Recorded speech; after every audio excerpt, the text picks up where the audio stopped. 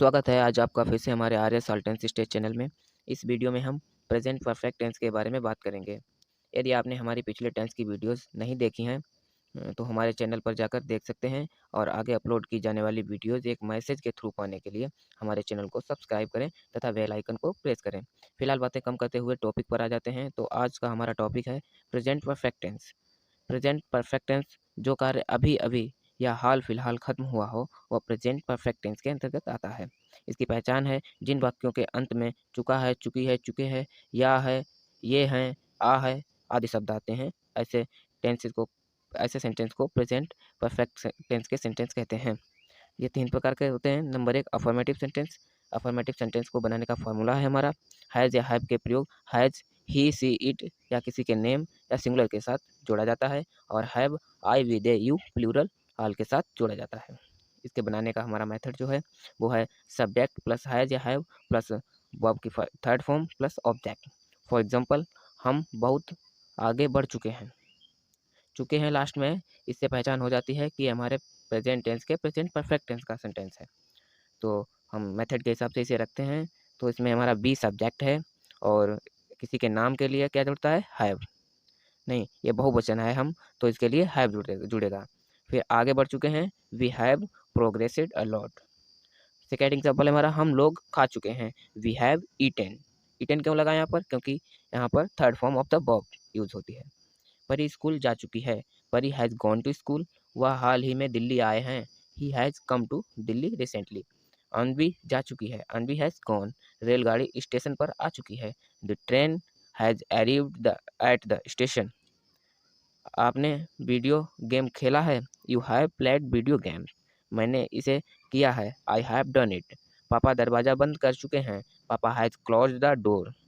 मैंने उसको एक पत्र भेजा है, I have send a letter to her. तुमने उसकी प्लेट तोड़ दी है, you have broken her plate. मैं अपना सब पाठ याद कर लिया हूँ, I have learned all my lesson. मैंने एक बार ताजमहल देखा है, I have scene Taj Mahal once.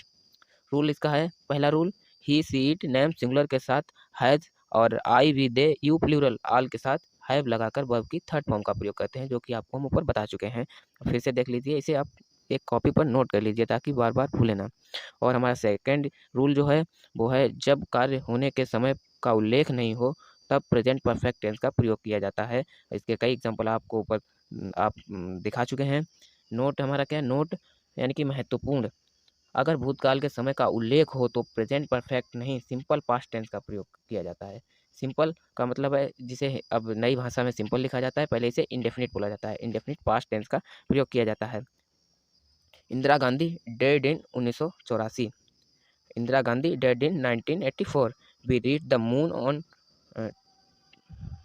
2 October 2008। Negative sentence दूसरे प्रकार के वाक्य जिसे निगेटिव सेंटेंस को हिंदी में कहते हैं नकारात्मक वाक्य। इसके बनाने का फार्मूला जो हमारा है वो है सब्जेक्ट प्लस हैज या have plus not plus third form of the verb plus object. या फिर सेकंड फार्मूला जो है, फिलहाल आप इसी को देखिए ऊपर वाले को।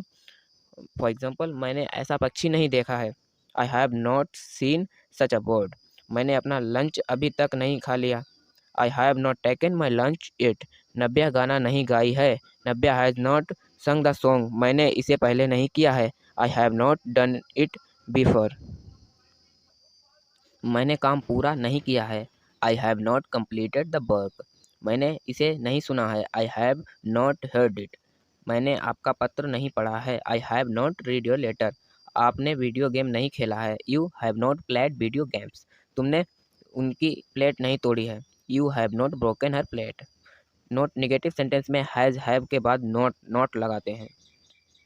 नॉट NOT नॉट होता है और NOTE नोट जो होता है NOTE इसे कहते हैं महत्वपूर्ण, और नॉट NOT नॉट का मतलब होता है नहीं, लगाते हैं और वर्ब की थर्ड फॉर्म लगाते हैं। तीसरे प्रकार का वाक्य कैसे सेंटेंस होते हैं हमारे, तीसरे प्रकार के इंट्रोगेटिव सेंटेंस जिसे हिंदी में प्रश्नवाचक वाक्य कहते हैं। फार्मूला इसका हमारा है हैज़ या have plus subject plus third form of the verb plus object, और has have plus subject plus not plus third form of the verb plus object. या फिर हैजंट या haven't plus subject plus third form of the verb plus object. For example, क्या वो दिल्ली गई है, has C gone to Delhi. क्या आपने कभी ताजमहल देखा है? Have you ever see the Taj Mahal? क्या आपने अपना गृह कार्य नहीं किया है? Have you not done your homework? और haven't you done your homework, इसे दोनों तरीके से बिल्कुल कंप्लीट माना जाएगा, इसमें कोई मिस्टेक नहीं है।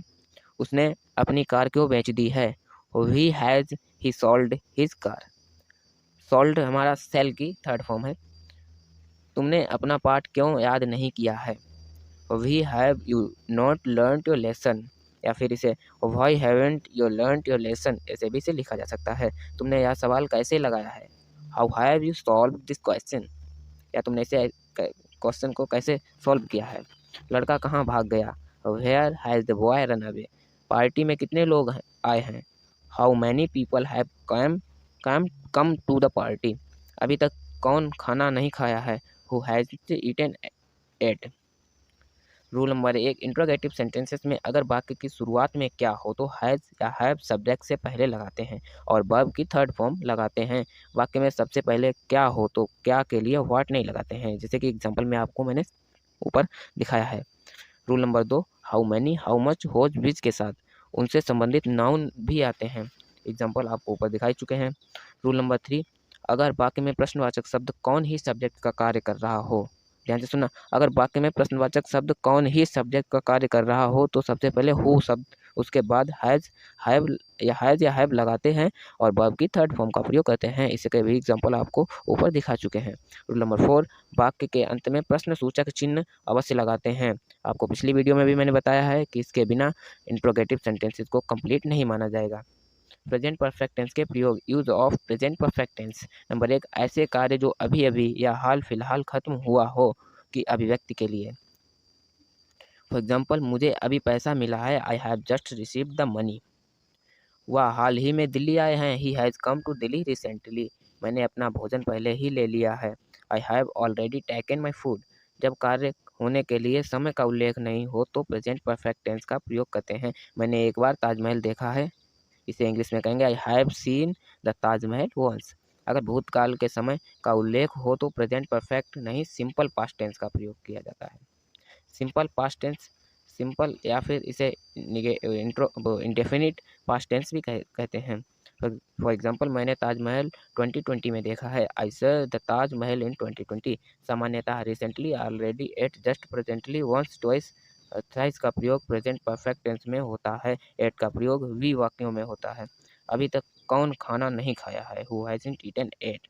इस टेंस का प्रयोग उस दशा में किया जाता है जब कार्य या घटना का संबंध भूतकाल से हो किंतु उसका परिणाम या प्रभाव मस्तिष्क में वर्तमान समय में भी बना हो। मैंने अपना नाश्ता कर लिया, इसे इंग्लिश में बनाएंगे I have taken my breakfast. मैंने अपना पर्स खो दिया, I have lost my purse. ऐसे कार्य जो भूतकाल में शुरू होकर वर्तमान समय में भी जारी हो की अभिव्यक्ति के लिए ऐसे वाक्यों के साथ सिंस फॉर का प्रयोग होता है। ऐसे कार्य जो भूतकाल में आरंभ हुआ हो, फिलहाल इसके ऊपर एक डिटेल में वीडियो बनाएंगे। टेंस का सामान्यतः प्रयोग होता हो लेकिन कुछ वर्ब्स ऐसे हैं जिनका प्रयोग कंटिन्यूअस फॉर्म में नहीं होता है, वैसे वर्ब के लिए प्रेजेंट परफेक्ट टेंस का ही प्रयोग करते हैं। वैसे वर्ब्स जिनका प्रयोग प्रेजेंट परफेक्ट टेंस तथा प्रेजेंट परफेक्ट कंटिन्यूअस टेंस दोनों में होता है तो कोई समस्या ही नहीं है। ऐसे कार्य जो भूतकाल में शुरू होकर वर्तमान समय में भी जा रहे हो, प्रेजेंट परफेक्ट टेंस या प्रेजेंट परफेक्ट कंटिन्यूअस टेंस दोनों में व्यक्त कर सकते हैं। इससे सेंटेंसेस के अर्थ में कोई परिवर्तन नहीं होता है। फॉर एग्जाम्पल, मैंने पिछले 2 साल से एक दूसरे को जानते हैं, we have know each other for last 2 years। या फिर we have been knowing each other for last 2 years, ये गलत माना जाएगा, हमारा पहला वाला सही है। मैं 10 साल से कॉलोनी में रह रहा हूँ, I have been living in the colony for 10 years। I have lived in the colony for 10 years, ये दोनों सही है।